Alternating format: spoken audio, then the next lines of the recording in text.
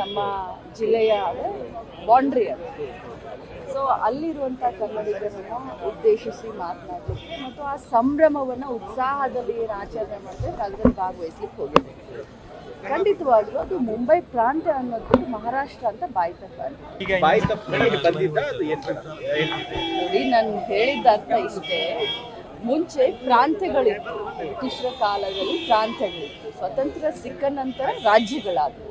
So ಅದು ಪ್ರಾಂತ್ಯ ಅನ್ನೋದು ಬಿಟ್ಟು ಬಾಯಿ ತಪ್ಪು ಮಹಾರಾಷ್ಟ್ರ ಅಂತ ಬಂತು. ಬಟ್ ಅದಕ್ಕೆ ಈ ರೀತಿ ನಾವು ಮಾಡೋದ್ರಿಂದ ಅಲ್ಲಿ ಗಡಿನಾಡ ಕನ್ನಡಿಗರ ಧೈರ್ಯವನ್ನು ನಾವು ಕುದಿಸೋದಲ್ಲ, ಅವ್ರ ಧೈರ್ಯವನ್ನು ಜಾಸ್ತಿ ಮಾಡಲಿಕ್ಕೆ, ಒಗ್ಗಟ್ಟನ್ನು ಜಾಸ್ತಿ ಅದನ್ನು ಉತ್ಸಾಹದಿಂದ ಆಚರಣೆ ಮಾಡಲಿಕ್ಕೆ ಒಂದು ಕನ್ನಡ ಸಾಹಿತ್ಯ ಪರಿಷತ್ನಲ್ಲಿ ಹೋಗಿ ಭಾಷಣ ಮಾಡಿದ್ದೀನಿ.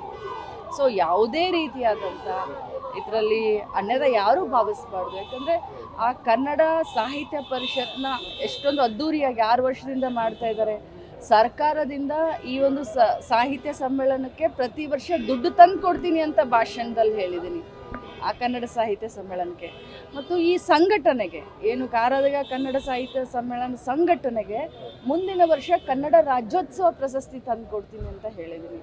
ಸೊ ನಾನು ಹೆಮ್ಮೆಯ ಕನ್ನಡತಿ, ಆ ಅಭಿಮಾನ ಇಲ್ದೇ ಆ ಒಂದು ಸಾಹಿತ್ಯ ಸಮ್ಮೇಳನಕ್ಕೆ ಬಾರ್ಡರ್ನಲ್ಲಿ ಹೋಗ್ತಾ ಇದ್ನ ತಪ್ಪಾಗಿ ಭಾವಿಸ್ಬೇಡಿ.